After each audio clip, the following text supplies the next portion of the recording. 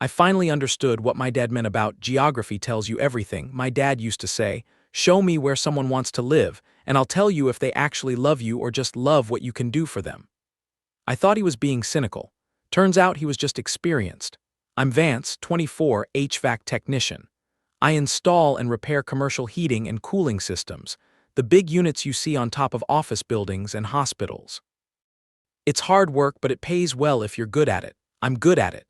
2 years ago, I was living in San Antonio, working for a commercial HVAC company, making decent money, close to my parents who were getting older.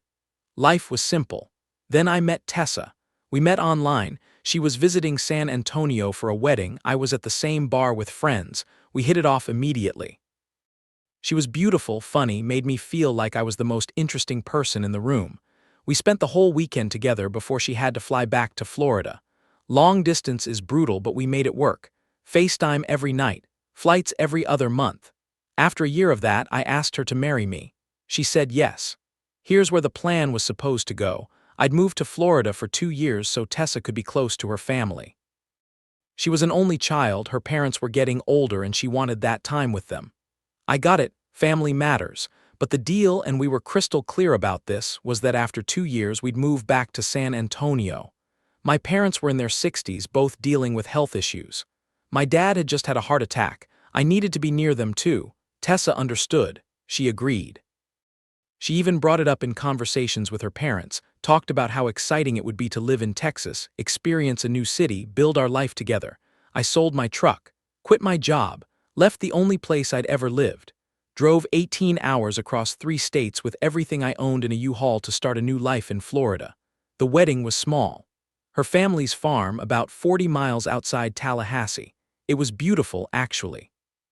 Spanish moss hanging from the oak trees, her mom's garden in full bloom. I felt like I was making the right choice. We moved into a rental house about 20 minutes from her parents' place. I got a job with a local HVAC company, smaller operation, less pay, but I figured it was temporary. 2 years and we'd be back in Texas where the real money was. The first 6 months were good. We were playing house, settling in, figuring out married life. I'd go to work, come home, Tessa would have dinner going. Weekends we'd go to her parents' farm, help out with projects. Her dad, Brooks, always had something that needed fixing. It started feeling like more than just helping out around month 8. Every Saturday, every Sunday, sometimes Friday nights too, repairing fences, fixing the barn roof, installing a new irrigation system, building a storage shed. "Dad really needs the help," Tessa would say. "He can't afford to hire anyone." I didn't mind at first. Brooks was my father-in-law, this is what family does. But by month 12, I was working 50 hours at my actual job and another 20 hours on the farm, for free, while Brooks complained that I wasn't doing things fast enough. Around the 14-month mark, I started looking at houses in San Antonio. We had 6 months left on our Florida deal, and I wanted to be ready. I sent Tessa listings. 3-bedroom places with yards, good neighborhoods near my parents. Her responses got shorter. "Looks nice. Maybe. Not sure about that area." Then they stopped altogether. I came home one night with a stack of printouts, houses, mortgage pre-approval, job listings in San Antonio for me. HVAC techs in Texas make 30 to 40% more than in Florida. I'd done the research. This was our plan. Tessa was sitting on the couch with her mom, Mara. They got quiet when I walked in. "Hey," I said, "I wanted to show you these houses. There's one I really like on the north side, close to Mom and Dad." Tessa didn't even look at the papers. "Vance, we need to talk." Mara stood up. "I'll give you two some privacy." Once she left, Tessa turned to me. "I don't think moving to Texas is a good idea."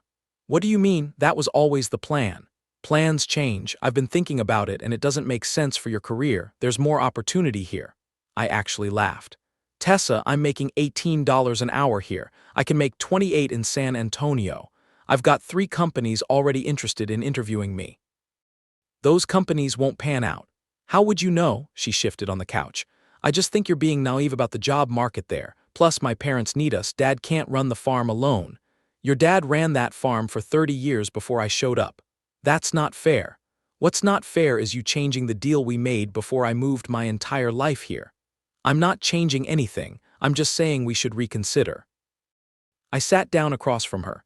Tessa, my dad had a heart attack 6 months ago. My mom calls me crying because she's scared every time he has chest pain. I need to be near them. They're fine, they have doctors. They need their son. And my parents need their daughter, their son-in-law. For 2 years, that was the agreement. Tessa's expression hardened.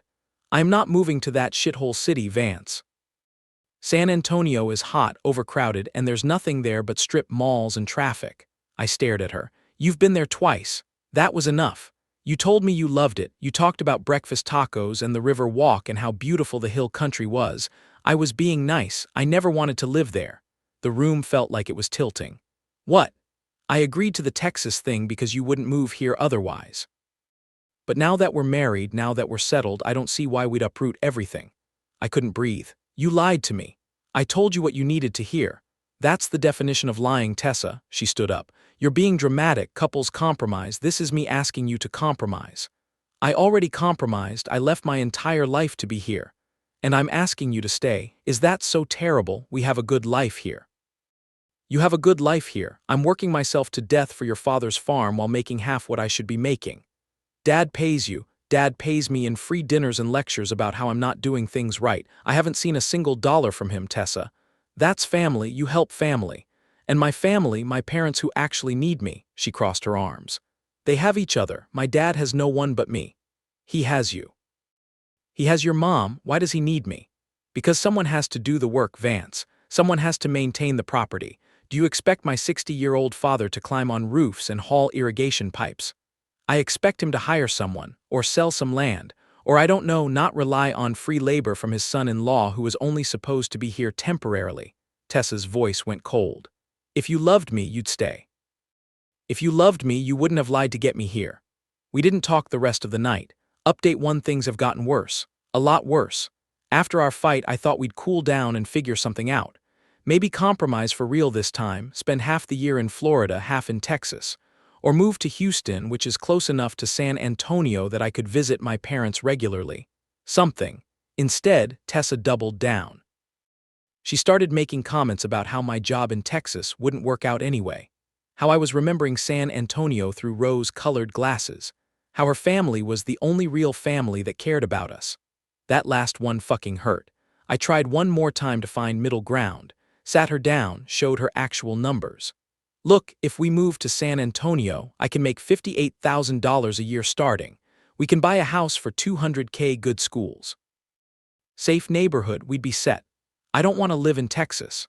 What if we compromise? Austin, it's only an hour from San Antonio. More jobs, better city, and I could still see my parents regularly.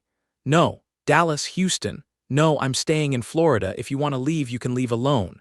The threat was clear. Stay or lose the marriage. I called my buddy Thayer back in San Antonio.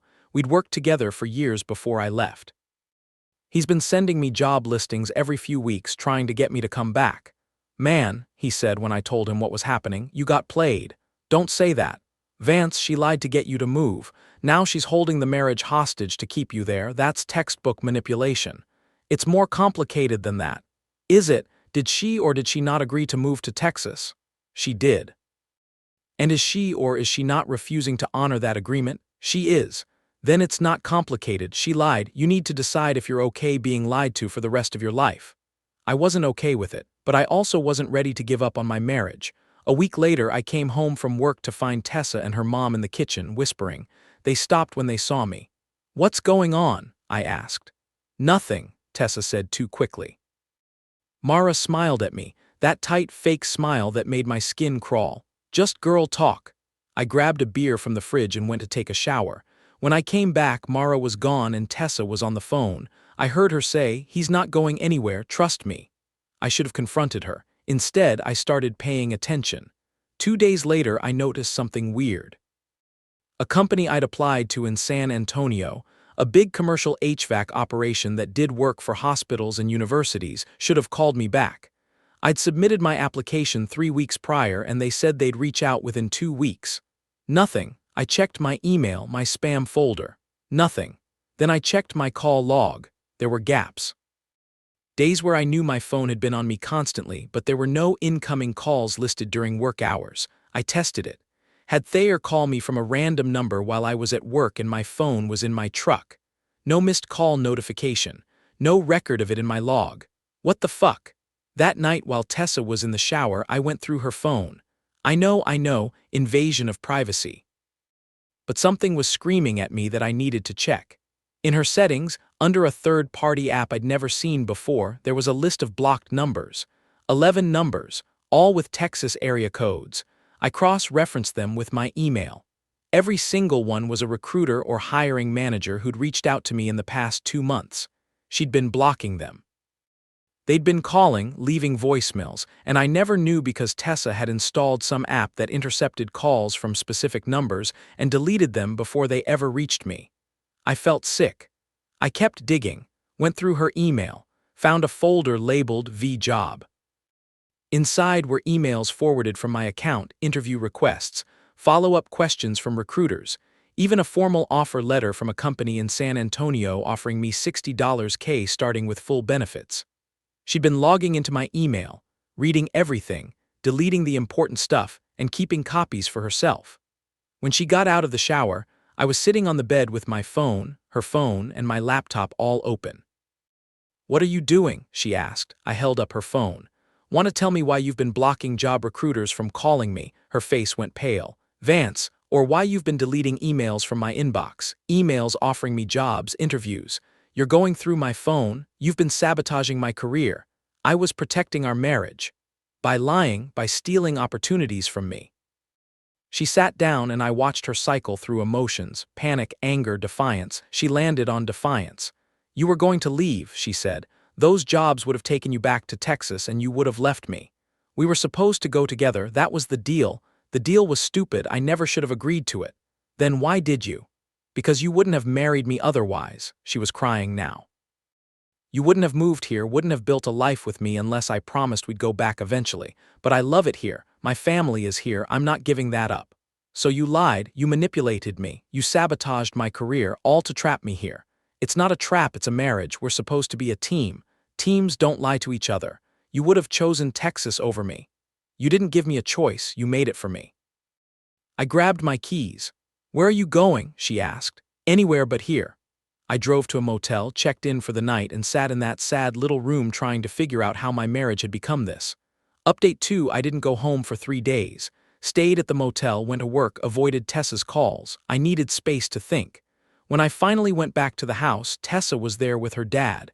Brooks stood up when I walked in. He's a big guy, 6'3", 220, all muscle from decades of farm work. He pointed at me. "Sit down, we need to talk. I don't take orders in my own house. It's my daughter's house too, and you've been neglecting your responsibilities." I actually laughed. "My responsibilities, you mean working for free on your farm every weekend? That's what family does. I'm not your employee, Brooks. You're my son-in-law, you made vows. You committed to this family. I committed to your daughter, not to being your unpaid labor." His face went red. "You think you can just waltz into my daughter's life, take advantage of her, and then leave when things get hard? Take advantage? I moved 1,800 miles for her. I left my job, my family, my entire life. And we welcomed you with open arms. Gave you a place in this family, and this is how you repay us." Threatening to abandon Tessa and move back to Texas. Tessa was sitting on the couch, crying, playing the victim perfectly. "I'm not abandoning anyone," I said. "We had an agreement. We'd live here for 2 years, then move to San Antonio. The 2 years are almost up." "Agreements change," Brooks said. "My daughter doesn't want to leave, that should be enough for you. What about what I want? You want to drag her away from her family because you're homesick. Grow up. I want to be near my parents while they're still healthy enough to enjoy time with me. Is that so terrible? Your parents are fine, they don't need you. My dad had a heart attack, and he's recovered. Tessa's mother has arthritis, she needs help, we need help, but you're too selfish to see that." I looked at Tessa. "Is this really how you want to do this? Sixing your dad on me?" She wiped her eyes. "He's just trying to help. By bullying me into staying," Brooks stepped closer, "you leave and there are going to be consequences." "Is that a threat? It's a fact. You've been living here for over a year, eating our food, using our resources. If you walk away from this marriage, I'll expect reimbursement." I stared at him. "Reimbursement for what?" "For the 1.5 years of financial support we've provided. The dinners, the use of our farm equipment, the work I could have hired someone else to do, you owe us. I don't owe you shit. You owe my daughter a commitment, and if you break that, you'll pay for it. Get out of my house." "Or what? Or I'll call the police and have you removed for trespassing and threatening me. Brooks looked at Tessa. You hearing this? Your husband threatening your father? Tessa stood up. Vance, please, let's just talk about this. There's nothing to talk about. Your dad just tried to extort me and you sat there and let it happen. He's trying to protect me. From what? From having to keep your word? I looked at Brooks. Get out. Now. He left, but not before telling me I'd regret this. After he was gone, I turned to Tessa. Did you know he was going to threaten me? She didn't answer. Tessa, did you know? I might have mentioned we were having trouble and he offered to help by threatening to sue me. He's just scared I'm going to get hurt. I'm not trying to hurt you. I'm trying to honor the agreement we made. Please don't leave me, she said, and she sounded so small, so vulnerable.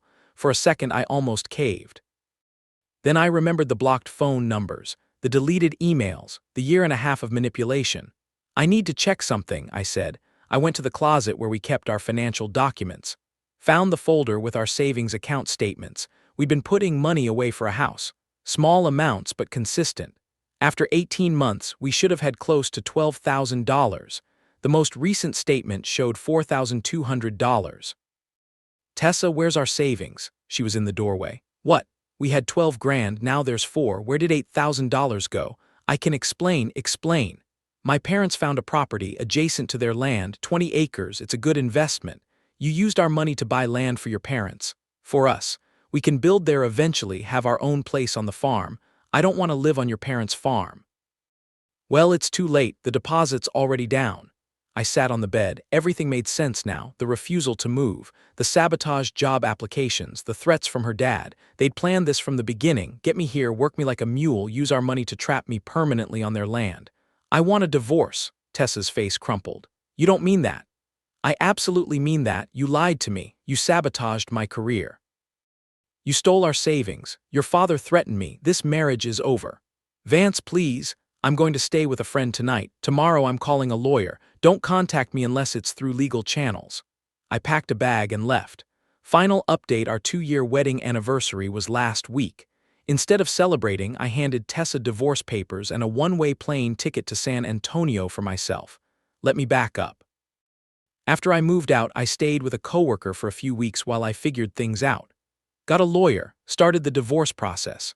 Tessa tried everything, crying, apologizing, having her parents call me, even showing up at my job. Nothing worked. The divorce took 4 months. Florida's a no-fault state, which meant I didn't have to prove she'd lied or manipulated me. We just had to divide assets. Here's where I got lucky. That $8,000 she'd used as a deposit on the land. That money came from a joint account, but I could prove that 70% of it was from the sale of my truck back in Texas before we got married. The truck had been in my name only, titled in Texas, sold to fund the move. My lawyer argued that my contribution to the joint account was separate property, deposited before marriage, and therefore not subject to division. Tessa had used my premarital assets without permission to buy land that was now in her parents' name. The judge agreed. She had to pay me back. She didn't have the money. Her parents didn't have the money. They'd leveraged everything to buy that land, counting on me to work it for free to make it profitable. They ended up having to take out a loan against the property to pay me my settlement. A property they couldn't maintain because, surprise, I wasn't there to do the work. Last I heard, they're trying to sell it at a loss. As for the savings that was left, split 50-50, I walked away with about $6,000 total. Not a fortune, but enough to start over. I gave my notice at the Florida HVAC company, packed my truck, and drove 18 hours back to San Antonio. Thayer had been holding a position for me at his company. I started 2 weeks after I got back. Within 6 months, I was making more than I'd ever made in Florida. Within a year, I'd saved enough to partner with Thayer and 2 other guys to start our own commercial HVAC company. We're in year 2 now. Business is good, really good. We've got contracts with 3 hospital systems and 2 school districts. I'm making more money than I ever thought I would. I bought a house 10 minutes from my parents. Small 2-bedroom, but it's mine. I see my dad 3 times a week. We watch football together on Sundays. He's doing better, lost weight, managing his stress. Having me around helps, he says. My mom cries every time she hugs me, happy tears. I don't think about Tessa much anymore.